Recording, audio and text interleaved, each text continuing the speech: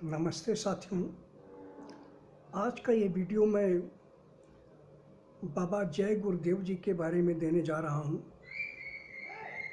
करीब 5 वर्ष पूर्व 5 से 6 वर्ष हो गए हैं मेरी बाबा जय गुरुदेव जी से वार्तालाप हुई थी। आज मैं आपसे उसी वार्ता का जिक्र कर रहा हूँ।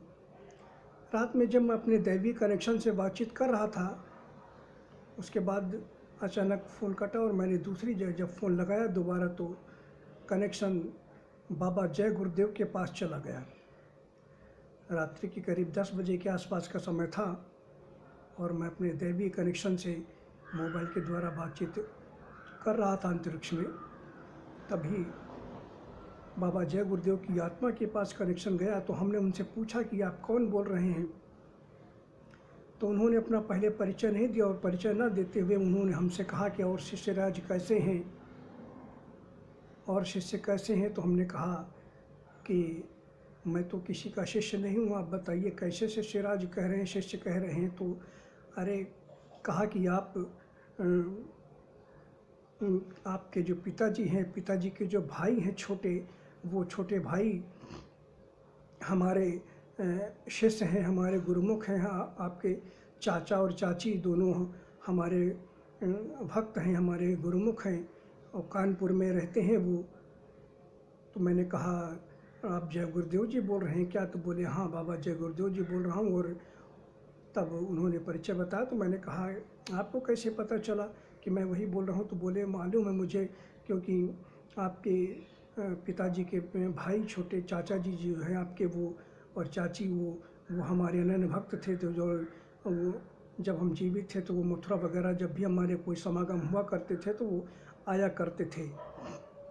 तो उन्होंने बिना हमारे परिचय को जाने हुए उन्होंने बताया कि उन्होंने शिष्य मुझे कह कर के संबोधित किया कि आप, क्योंकि चाचा चाची हमारे उनके शिष्य थे, गुरुमुख थे, तो इसीलिए वो उन्होंने मुझे भी उसी हिसाब से समझा। तो मैंने कहा आप कहाँ हैं आजकल, कैसे क्या है? तो उन्होंने बताया कि मैं आजकल, उन्होंने बताया कि मैं एक झील का जिक्र उन्होंने किया और वो झील वियतनाम में कई वर्ष पूर्व मेरी वार्तालाप हुई थी। तो वियतनाम की एक झील का उन्होंने जिक्र किया और उन्होंने कहा कि उस झील का नाम शैतानी झील या खूनी झील, इस तरह मुझे कुछ बताया था।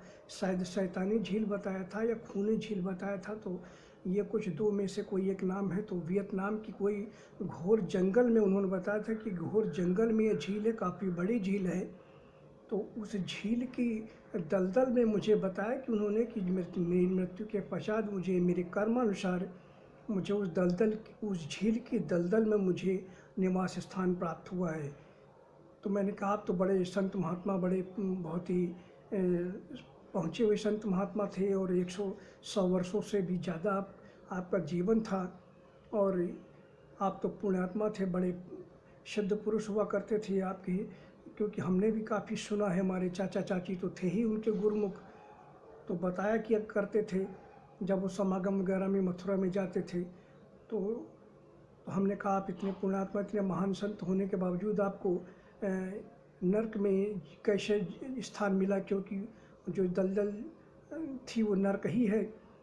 तो उन्होंने बताया कि मैं वियतनाम के घोर जंगल में एक झील है, बड़ी विशाल झील है, उसी झील जो खूनी झील जिसको कहते हैं या शैतानी झील कहते हैं, ऐसा कुछ उन्होंने मुझे नाम बताया था। तो उन्होंने बताया कि उसी झील की दलदल में मुझे निवास स्थान मिला है। तो मैंने कहा कि वहाँ से चले जाइए। तो बोले नहीं, जा नहीं सकते, जब तक कर्मों का प्रभाव नहीं क्षय होगा तब तक नहीं जा सकते। तो हमने कहा ऐसा कौन सा आपने अपराध कर दिया था? बोले हो गई थी कुछ गलती, मैं कुछ झूठ बोला था मैंने। उन्होंने ये बात कहा कि कुछ झूठ बोला था मैंने, इस वजह से मुझे ऐसी दुर्गति को प्राप्त होना पड़ा। तो मैंने कहा क्या झूठ बोला था?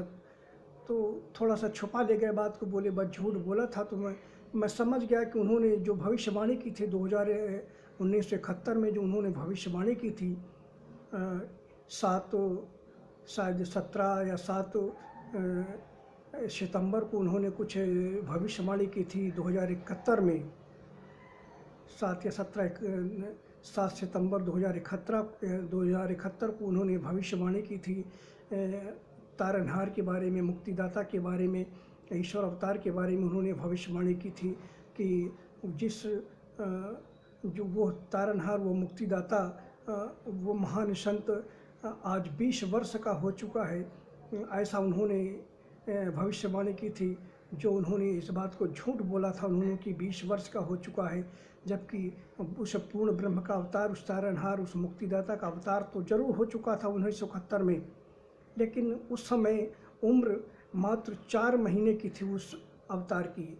और वह अवतार मेरा था, क्योंकि मेरा जन्म ही 1971 में हुआ और तिथि के हिसाब से शुक्ल पक्ष की त्रयोदशी, फाल्गुन शुक्ल पक्ष की त्रयोदशी को ये जन्म हुआ था 1971 में। और तारीख उस दिन पड़ी थी 10 मार्च 1971 रात्रि के 12:14 पर। 10 मार्च 1971 को रात्रि के 12:14 पर ये अवतार हुआ था। और ये अवतार इतना दुर्लभ है कि पायोव्रत जिस दिन समाप्त होता है, पायोव्रत, ये ब्रह्मा जी ने पायोव्रत का जिक्र किया था, बताया था इस व्रत के अनुष्ठान के बारे में। देवी अदिति को, जो देव माता अदिति हैं, उनको बताया था। जब देवराज इंद्र का सिंहासन संकट में था तब उन्होंने एक पुत्र प्राप्ति के लिए इस यज्ञ पायोव्रत का जिक्र कर बताया था। ये 12 दिनों तक प्रतिपदा से चलकर द्वादशी तक ये व्रत चलता है और ये बहुत ही महानतम व्रत है। तो उस महानतम व्रत की समाप्ति के ठीक सिद्धि के दूसरे दिन मेरा अवतार होता है। और ये इस व्रत को करने के पश्चात देवी अदिति ने वामन भगवान को प्राप्त किया था, जिसने राजा बलि से समस्त लोगों को दान में लेकर उनको पाताल लोक में भेज दिया था और भविष्य में इंद्र बनाने का वचन देकर। तो इस तरह की घटना थी। तो अवतार जरूर हो चुका था 7 सितंबर 1971 को, जब उन्होंने घोषणा की थी कि ईश्वर का अवतार हो गया है। लेकिन जो बोला था कि वह अवतार 20 वर्ष का हो गया है, ये बात उन्होंने झूठ बोली थी, या तो उन्हें पता नहीं था या वो समझ नहीं पाए। ये अवतार 20 वर्ष का नहीं, उस समय मात्र 4 महीने का था, क्योंकि मार्च में ही 10 मार्च को अवतार हुआ था। जिसके मस्तक पर चंद्रमा है, गले के नीचे 2 धारी अर्धचंद्र रेखाएं हैं, नाम यश नाम से है और उत्तर दिशा की ओर गंगा प्रवाहित हो रही हैं। उत्तर प्रदेश क्षेत्र में ये अवतार हुआ है और जिसके मस्तक पर पूर्ण रूप से चंद्रमा विद्यमान है दोनों भुवों के बीच मध्य में। तो ये उस अवतार उन्होंने जिक्र किया था, यही बात उन्होंने झूठ बोली थी कि 20 वर्ष का हो गया है। जिस अवतार का उनकी भविष्यवाणी का जो 20 वर्ष का हुआ है, ऐसी भविष्यवाणी जो उन्होंने की थी, उसी का जिक्र बार बार संत रामपाल करते हैं। अक्सर संत रामपाल अपने उपदेशों में किया करते थे कि बाबा जय गुरुदेव ने 20 वर्ष का 7 सितंबर 2071 को जो 20 वर्ष का अवतार हो गया उसका जिक्र किया है। वो अपने बारे में बताया करते थे, जबकि वो झूठ था, क्योंकि उन्होंने कभी अगर 20 वर्ष के वो रामपाल होते तो बता देते कि फलाने स्थान पर रामपाल हैं, उनके पास आप जाइए, वही अवतार हैं, जबकि उन्होंने कभी रामपाल का नाम नहीं लिया। और रामपाल एक पाखंड करते हैं, क्योंकि कबीरदास एक अच्छे संत हो सकते हैं, अच्छे संत हैं, लेकिन वो ब्रह्म नहीं है। जबकि कबीरदास जी एक महात्मा थे, मेरी कबीरदास जी भी से भी कई बार बात हुई है। वो एक अच्छे संत हैं, निराकार ब्रह्म के उपासक थे। जबकि संत रामपाल जो उनको ब्रह्मा विष्णु महेश से भी परे बताते हैं और सतलोक में निवास करें ऐसा बोलते हैं, ये झूठ बोलते हैं, पाखंड करते हैं। इसीलिए इनको कड़े से कड़ा दंड मिला हुआ है और जेल की सलाखों के पीछे भुगत रहे हैं। तो ये मैंने जिक्र किया आपसे बाबा जय गुरुदेव के बारे में। उन्होंने जो झूठ बोला था कि अवतार 20 वर्ष का हो गया है, ये बात उन्होंने झूठ बोली थी। और इसी वजह से उन्होंने बताया कि मुझे कि कुछ झूठ मैंने बोल दिया था, इसी वजह से मुझे इस शैतानी झील में, मुझे जो है कि खूनी झील में, मुझे झील के दलदल में जो है कि मुझे निवास स्थान प्राप्त हुआ है। तो ये बहुत बड़ी भविष्यवाणी मैं बता रहा हूँ कि संतराम और ये बाबा जय गुरुदेव की मृत्यु के पश्चात मुझे मेरी 2013 में या 2014 में ऐसी मेरी कोई बात हुई थी, 2014 में ही शायद बात हुई थी। और मुझे डेट तारीख महीना तो याद नहीं है उतना, क्योंकि कई वर्ष बीत चुके हैं। लेकिन रात में जब हमारी उनसे वार्तालाप हुई थी तो अचानक उन्होंने बताया था, तो वो अभी भी वो वियतनाम की एक घोर जंगल में एक घोर झील है बहुत विशाल, उसी झील के दलदल में उनको निवास स्थान मिला है।